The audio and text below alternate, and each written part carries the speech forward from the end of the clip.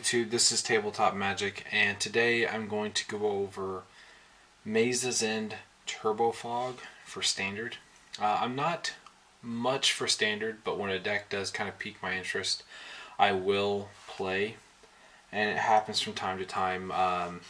If it doesn't, generally I just go with some form of red deck wins. But what I have is Maze's End Turbo Fog, which is a very interesting deck. It is a control deck, and it is different. Let's go ahead and we'll go through it, and I'll kind of go through it as we go. Up first, we have Fog, which kind of gives the deck its name. You really can't argue with what Fog does. Pay 1 mana to prevent all combat damage that we dealt this turn. Well, it just gives you a turn. An extra turn, or another turn, where there are 16 fog-like effects in this deck. First one being 4 fogs. So we have 4 fogs. Go ahead and we'll set these aside. Up next we have Defend the Hearth. Or Hearth? Yeah. Prevent all combat damage that would be dealt to players this turn. So basically the same thing that Fog does, except for it does cost 2, but it's just another fog effect, which is really, really annoying. The deck does use your life as a resource. So basically, when you start playing, you'll just keep taking damage until you start to get close to lethal, and then you start fogging them. And while you're building up time, up next is Druid's Deliverance. Prevent all counter damage would be dealt to you this turn. Populate. Populate, not very relevant. I guess it could be, but it's your 9th through 12th fog effects. Then you have Riot Control, which is very interesting. It does cost 3, but the really interesting part about it is it prevents all damage that would be dealt this turn. So, it prevents burn, direct damage, all damage that you would receive. And you also gain 1 life for each creature your opponent controls. So you can get a little bit of life, possibly get away from being as low. We have as of right now, we have our 12 fog effects. And the fog effects are really, really fun just because they'll keep spending their mana. It's all about resources, and they'll keep spending their mana on creatures and spells and whatnot to try to advance their board state, and you can just keep fogging them over and over, preventing all the combat damage. So basically all of it's for waste, and you're only paying 1 mana to do something like that, and well, that's what really starts to get you ahead. So you're using less resources than they are, which is what control comes down to. Up next, we're going to get into the board wipes, because the deck does, fog, or take damage, fog, and whatnot. Then you kind of get into things like your board wipes, which would knock out other creatures, and whatnot, just to keep you going. So up next, into my Wrath of God effects, or Day of Judgment, depends on how long you've been playing. Up first, we have Supreme Verdict. Supreme Verdict being another 4 of, like everything else so far. Really awesome, can't be countered, and destroy all creatures. The only downside against this, say, like Wrath of God and whatnot, is they can be regenerated. The Golgari aggro and control both have access to the charm and whatnot, which would make that kind of annoying, and Boros has access to their charm, Boros colors, which would make their creatures indestructible, which, yeah, that can be quite annoying, but I'd say it doesn't happen very often. Up next, I do have a singleton Anger of the Gods. The colors for this deck mostly are Bant colors, but it does have access to all the other colors. And Anger of the Gods, its ability to be a board wipe and exile. So that's up. And I only have as a singleton because the red, the double red in the mana cost is kind of awkward, but not so bad. Up next is Merciless Eviction. I could possibly take this up to 2 copies in the main. The awesome thing about it is it does exile all artifacts, enchantments, or exile all planeswalkers.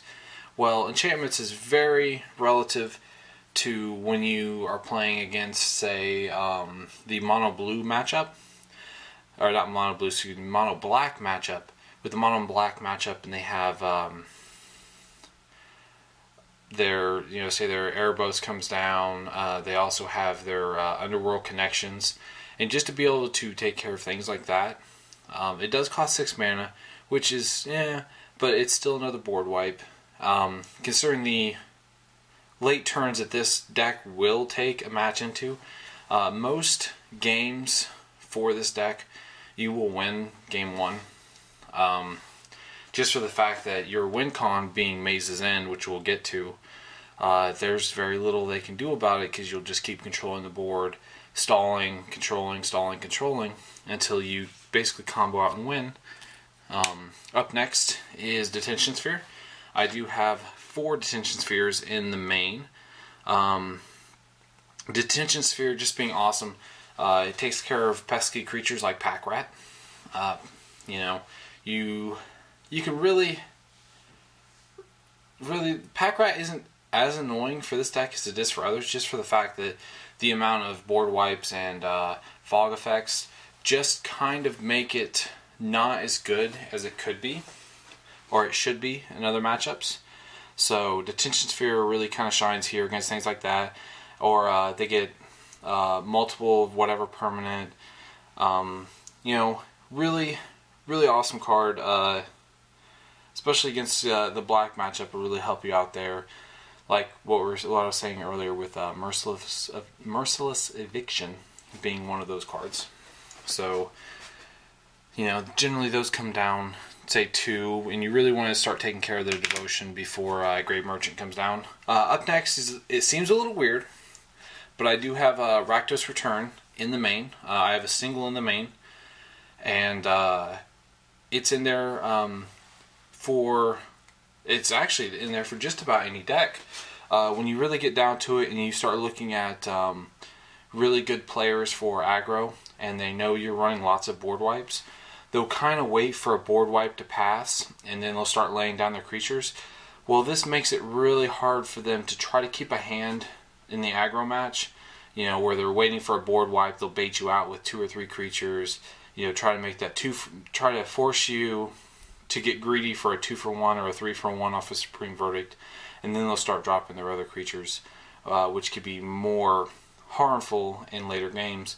Well, Rakdos Return, you do get quite a bit of mana, and you can just dump it into them and do quite a bit of damage and empty their hand. It helps to control the game.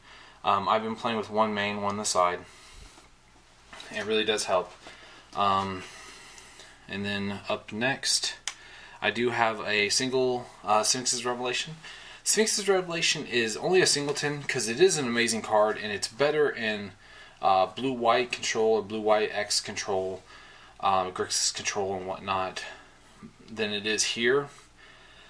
Because once you get to those later turns where you have 7 or 8 mana, you generally have a Maze's End active, and you're already pretty well devoted to that. So that's 4 mana right there. Even though you're drawing cards to help fill your hand, maybe more fog effects or Supreme Verdicts, it's not as good as it is in the other decks where you have that open mana and you are, past turn 5 and 6 and on, you're generally devoting 5 mana to Maze's End to start fetching out the rest of your gates that you're missing.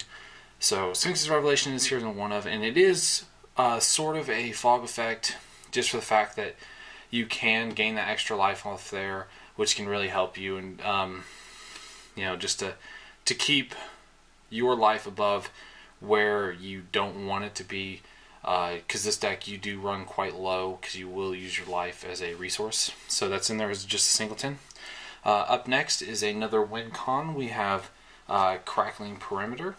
Crackling Perimeter is simply awesome. I do have it in here as a 2 of, and it has been spectacular to me. I know some people who have been playing with a deck like this, they've gone with putting them in the side or maybe 1 or 2 in the main, and I opted for the 2 in the main just for the fact that it does wipe out planeswalkers and whatnot, because it does deal 1 damage to each opponent. So that's always pretty interesting right there. So, but it is an alternate win con. If you can pump the amount of mana into it that it requires, it's truly spectacular. So that can be its own win con right there. Up next we have 3 Urban Evolutions. These are going to be my last spells in the deck, then we'll get to the mana. Urban Evolution, they're really awesome. They get you that 1 extra mana, plus you get to draw those 3 cards. So say you're digging for another Wrath effect, or Wrath of God effect, or another Fog effect, is really nice. And the extra, being able to play the extra land can really help get you ahead, speed you that 1 turn or whatnot. But it's about card advantage, and it really does get you there. So we have this Urban Evolution. That's 3 of. And then we'll get into the lands, which this is a 27 land deck. It is a control deck. And up first we have Maze's End. I will read this one off for you real fast. Maze's End enters the battlefield tapped. Tap, add 1 colorless to your mana pool. Or you can pay 3. Tap, return Maze's End to its owner's hand. Search your library for a gate card. Put it into the battlefield. Then shuffle your library. If you control 10 or more gates with different names, you win the game. Well, the thing with this is it is awesome amount of advantage because it keeps tutoring out more lands. It will cost you your land drop because you will play it next turn. It'll untap. You'll pay its mana cost or whatnot, and then you'll put search and then put it right back down. So, but if you do have 9 gates in play and you drop the Maze's End and you pay the effect, you win. You do actually win because the effects will go off as they read, and you'll put it into play, and then it will check to see if the 10th gate has come into play, and that's the point where you will win. There's very little land destruction in Standard right now, and very, very little of it's actually played. So this can be very, very awesome. Almost unstoppable win con, at least in game 1. Some decks can come back in game 2 and whatnot. Mono Black Devotion being one where it will bring in, it already have its Thoughtseize in the main, and then it will go ahead and bring in Duresses, which will take care of fog effects or your Wrath of God effects and whatnot, which isn't very great. But the cool thing is there are no creatures in this deck. I actually opted for no creatures just for the fact that it makes like 12, 13 slots out of like Mono Black Devotion. It makes them worthless. Like they don't do anything. They can't destroy a creature. They can't destroy a Planeswalker because I don't have any in the deck. But up next we do have 2 Izzet Gates. We have 2 Rakdos Gates. We have 2 Boros Gates. We have 2 Azorius Gates. See, you've probably seen a trend so far. 2 Golgari Gates. 2 Dimir Gates. 2 Orzhov Gates. We have 2 Gruul Gates. We have 2 Selesnya Gates. We have 3 Simic Gates. Sorry, 3 Simic Gates. Just because green and blue are some of the colors that you really need to get to play around a lot of things. But yeah. And then I have a Temple Garden in here. Temple Garden is in here for the fact that sometimes you may need to get to that turn 4 Supreme Verdict, or say against early aggro, you only have a Druid's Deliverance or a Defend the Hearth, and you really need to get to it turn 2 and not 3. You do have Temple Garden and other spells that you would need to cast earlier. It can help you get above that. And last, I have a very nice forest. A friend of mine, Ben, actually hand painted this and did really great work, but I do have a single forest in here. Really awesome card. My friend is actually selling these, so I might put a link in my description, and if you want to get in touch with him, he does really great work.